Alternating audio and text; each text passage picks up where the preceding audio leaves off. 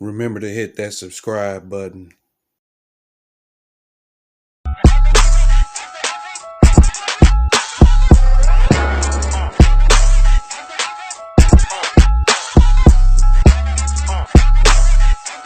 Welcome back to another edition of Against the Grain Sports. It's me, Jerod McCain, and I'm here with Jody Coleman. And we just want to give our reaction to the All-Star starters. They just announced the reserves today, but the starters was announced yesterday or the day before yesterday. And let's just run down, the starters, and then you tell me who was left off, who should have been a starter, who should have not been a starter. So let's get right into it, man. So in the East, we got Durant, Right. Giannis Antetokounmpo, Right. we got Bradley Beal, we got Kyrie Irving, and we also got Joel Embiid. I mean, right off top, how are you letting Kevin Durant play? He done missed the last 6 games. I mean, I'm just gonna throw that out there. Right. And he didn't play again tonight. We don't know when he's coming in the lineup. You got Bradley Beal team is trash. Right. I said that on Fool's Gold. His team is trash, but you still allow him to go just because he's scoring a lot of points. But once again, you scoring a lot of points and not equal to victories. Right. So, Well, actually, they on a 5-game winning streak. and they still trash. That's what makes you won 5 games in a row, and you still not even in the conversation in the Eastern Conference where it's only 5 teams that are over 500. You don't won 5 straight, and you're still not even in the conversation to even being in the 10th spot. But that's how bad they was to begin with. That's my whole point. And Right. then you don't. My thing is, why are you rewarding bad behavior? We didn't see players that had great statistical stuff, but they didn't get a chance to go to the All-Star game. Why now? I don't know. The All-Star game is a fan-driven game as far as the starters go. True. If you're in a big market and fans can vote enough for you, then you'll get those spots. Especially when you on TV a lot. We got small market teams where it's guys that could be potentially better than some of the guys that's starting or some of the guys that's on the reserves that don't get the shine that they supposed to because they're in a small market. I mean, Sabonis, why we not talking about him as a reserve? And let's go ahead. Give us that reserve list, so we can go ahead. Excuse me. We got Julius Randle, James Harden, Vucevic. we got Nikola Vucevic, We got Zach LaVine. we got Zach LaVine, we got Jalen. you got Brown. Jason Tatum and Jaylen Brown, right, from Boston. I mean, And what you're looking at, in my perspective, is a lot of guys that didn't make it. I mean, the Pistons are a bad team, but you got Jeremy Grant averaging over 23 points per game. You have nobody from the Toronto Raptors. You got Van Fleet, who's averaging over 20 points a game, having a career year. mm-hmm. You have nobody from the Indiana Pacers, who was the 5th seed. You have nobody from the Indiana Pacers on that team.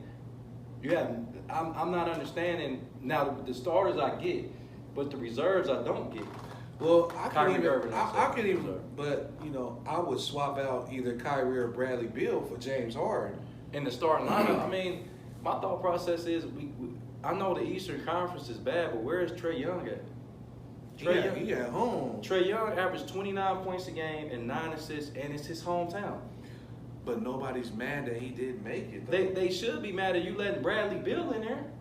You letting Bradley Beal in the All-Star game, but you're not gonna let Trae Young in the game. I mean, it's almost like, what are we really doing here? Trae Young was an All-Star last year. Yeah, right? and they wasn't no better. Capella's not in there. Capella's averaging a double-double. Like, oh, come on, man. The Eastern Conference as a whole is not that good. You got 2 Boston Celtics on there, and they have 500. And why do you have to have both of those guys in there? Like, Jason Tatum would have been enough. Yeah. I feel like Jason Tatum would have been enough. But actually, Jaylen Brown is lightweight, having a better year than Jason Tatum. Yeah, he is. But my thing is, we have to stop just giving people all-star bids. Because once we talked about this on Against the Grain some time ago, is that's how you get your bag together. That's how you get your name out there. Trae Young is getting snubbed, and he's like the 4th in the league in scoring, and he's like 2nd or 3rd in assists. Mm-hmm. And I'm like, he's fighting. At the end of the year, I think they will be a playoff contender over some of these other teams. Yeah, they will. I think Atlanta will get it together and get in the playoffs, man, because they got a really good team. I was hearing a little buzz between him and John Collins having some problems, but I think they worked that out. But you just never know, man. And I'm glad Julius Randle did get into the All-Star game because he deserved it. But I really just don't feel like both of those Boston boys really deserve it. Not when you have a 500 team. And that's my thing. And I know it's only five. The thing is, it's only 5 teams over 500 in the Eastern Conference. Mm-hmm. So I get that it's going to be some teams and some players, but having nobody from the Indiana Pacers on this team. I mean, we got a lot of guys that we could throw some names out that is in that conversation. Siakam. I mean, there's a couple boys from Toronto. Yeah, man. I mean, OG Anunoby. I mean, and Kyle Lowry. He's not having his best year, but I mean. He's been a staple of the All-Star game for years, and now all of a sudden he doesn't make it. And Toronto is one of them teams that's at least fighting for a playoff spot. Mm-hmm. But tell us about the Western Conference. I'm done with these. So starters for the West, we got Luka Doncic, Steph Curry, LeBron James. We got Jokic. You got my man. We got the Joker. You got my man. Kawhi and we got Kawhi Leonard. That's my guy. Man. And before we even talk about the starters, let's throw out the reserves because once I throw out the reserves, then we can kind of have this starter conversation. Because that starting lineup is like comp, like for real. Like you got LeBron, you got Kawhi Leonard, and you got Steph Curry. That's comp, man. I don't know, man. You got Luka Doncic, man. He's got some players too. The Joker, man. That's comp, bro. But go ahead, man. I don't know. So coming off the bench, you got both of the Utah boys. You got Gobert and Donovan Mitchell. And well deserved. Well deserved for both of them. But it's like the team with the best record is the guys coming off the bench. Yeah. But we've seen that in the past. Yeah, we have. And it's okay. Donovan Mitchell is going to get his respect at some point. Yeah. Okay, so we got Chris Paul. Can we talk about that for a second? Let's talk about Chris Paul. Chris Paul has made a dramatic change for Phoenix. And over Devin Booker. But my thing is, they were playing like this in the bubble. Remember, they were 8-0 in the bubble. Yeah. And Chris Paul just put a little sugar on top. And I understand that he's giving that veteran leadership, but to not put Devin Booker in is a travesty. And I don't know what y'all doing, man. I think that's a nostalgia. But he still might get in because Anthony Davis is a reserve too. And that's another conversation. Even if he wasn't hurt, should he still be a reserve? Is the reason why he's a reserve because he's hurt? Well, my thing is, I think he would have been a reserve on this particular team. He's not having the same season he had last year. And the guys that's ahead of him, like I said, almost every guy in that conversation that's starting for the Western Conference is in the MVP conversation. And I just don't think Anthony Davis is in the MVP conversation. Yeah.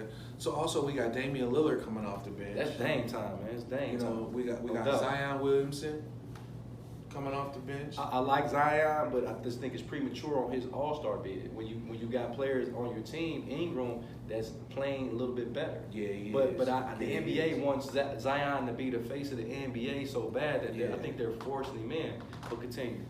I think what they're trying to do with Zion is basically what you're saying too, but it's like what he does on the court is so tantalizing to some people. They feel like, that's worthy of an all-star game. But like we've been talking about on Against the Grain Sports, it's not translating to wins. I'm not saying the Pelicans haven't won some games, but what he's doing is not translating to wins. Right, because if you got to think about it, you look at the Pelicans and you want a shot at the end of the game. Are you going to give it to Ingram or are you going to give it to Zion? Me personally, if I was a coach, I would give it to Zion. I'm talking about to create his own shot. I would give it to Zion. But I'm giving it to Ingram because I think he has the opportunity to make a bigger shot. I've been watching the Pelicans, man, and Ingram does, but Ingram misses a lot. He misses a lot of shots, man. But he's a jump shooter. Yeah, he is. But what I'm saying is Zion is way more efficient when he's facing the basket, when he's up under the basket. He's a very efficient player, man, and listen to me, it's hard to stop him. Rudy Gobert has problems stopping. Yeah, I mean Zion he's a freak of nature. I'm not saying that. I'm not saying that he's not going to eventually have a string of all-star appearances. I just think this year was a little premature. But what's the other guy? Did we miss anybody? Paul George? Did you make And Paul George. He got minutes restrictions. Like, this dude can't even play a whole game, and you putting him in the All-Star. This dude literally said, I watched this Brooklyn game. He had to sit out. It was pretty much either they was tied or it was close. They sat him the last 2 minutes, and then they ended up losing the game that potentially could be a finals preview, and they lost that game. And I'm just really I seen that game. I mean, he was playing 33 minutes. They said he couldn't play more. He couldn't play 35, or he would have passed out if he would have played 35 minutes. I'm confused. I don't know but that's how the NBA is going now. It's called load management, man. And we're gonna talk about that. We'll talk about that later. But starters and reserves, who would you take out of the starting lineup for one of the reserves to start in Western Conference? In the Western Conference, honestly, nobody, because I think they got it right in the Western Conference. I mean, you gotta have King James, Steph Curry. If he got Klay Thompson, he's definitely they would be potentially going for the NBA championship if Klay Thompson was healthy. You got Kawhi Leonard, who's probably going to be first team all defense, if not defensive player of the year again. Then you got the Joker, Joker putting up phenomenal numbers right now. He's right behind Embiid as my MVP. And Luka Doncic speaks for itself. This guy's averaging over 29 points, 9 rebounds, 8 assists, or 8 assists and 9 rebounds, something like that. But he's having a phenomenal year. I don't see anybody. I'm gonna go against the grain because I like stats too, but I also, I just see certain things in games that, you know what I'm saying, it catches my eye and it catches my attention, and I like Luka a lot, but I don't think he's better than Damian Lillard, and he's not. He's not better than Damian Lillard. How is he not better than Dame? I love Dame Lillard because can Dame Lillard dictate the game like Luka Doncic does with his size? Can Luka Doncic dictate the game like he's doing it? Lillard does? Name another player on Dallas' team. Name somebody. I'll wait. I mean, I can name a bunch of guys. I'm talking about that's good. Come on, I'm talking that's good. But you was high on Kristaps Porzingis when I told you that he can't. I didn't feel like he was that good, and you Kristaps like I like him. I'm glad the Knicks traded Kristaps. I like him, but he's not even available. The best availability is availability. He's never available. He can't walk and chew gum without getting hurt. You're right. So Luka is carrying that team. And you seen in the playoffs last year when they was in the bubble when he got hurt again, and look what he did and almost upset the Clippers. And he was going against a lot of good perimeter defenders with Kawhi Leonard and Paul George. But the thing about it is you said he almost upset the Clippers. Damian Lillard has upset the Clippers. When? In the playoff series? When? Not in the playoff series. Oh, that's what matters. Not in the playoff series. When? Just in games. But he has upset. He's kept James Harden from getting to the finals a few times. But that's what I'm saying. We looking at Luka Doncic. The kid is 6'9", man. He's LeBron James size. He can see over the defenses. He can shoot the three. This kid right here, man, I like Dame. Trust me, I like what Dame does. Dame is a superstar in this league, but Luka Doncic could be the face of the league in 3 years, man. In 3 years? In 3 years. Over Zion? Over Zion. Because, first of all, he's only 20. He just turned 22, I think, a couple days ago. Yeah. He's 22 years old. Yeah. Zion is young, too, but Zion does not possess the offensive skills that Luka Doncic has. I don't know what games you've been watching, man. Really? But Zion is the truth, man. Have you watched Luka? Have you? I've watched both of them. I don't know if you watched Luka like that. I've watched Luka. I like Luka. I was forced to watch Luka some nights because that's the only game on. Listen, I mean, listen. This is what I go off of too, though, Jody. Like, I like Luka, but when you got a really good defensive guy on Luka struggles. Oh, he struggles a little bit, man. That's gonna be another episode. We're gonna do that episode. We're gonna compare Luka and Zion. That's gonna be another episode. But we talked about the All-Star game and who got snubbed, who got in, who should have been starters. Hey, drop a like, subscribe to the page, and you tell me what you think, because this is a hot topic because you're gonna see everybody talking about who got snubbed and who didn't. Right. So, hey, it's my man Jerod McCain. I'm Jody Coleman. It's Against the Grain Sports. Sports our way.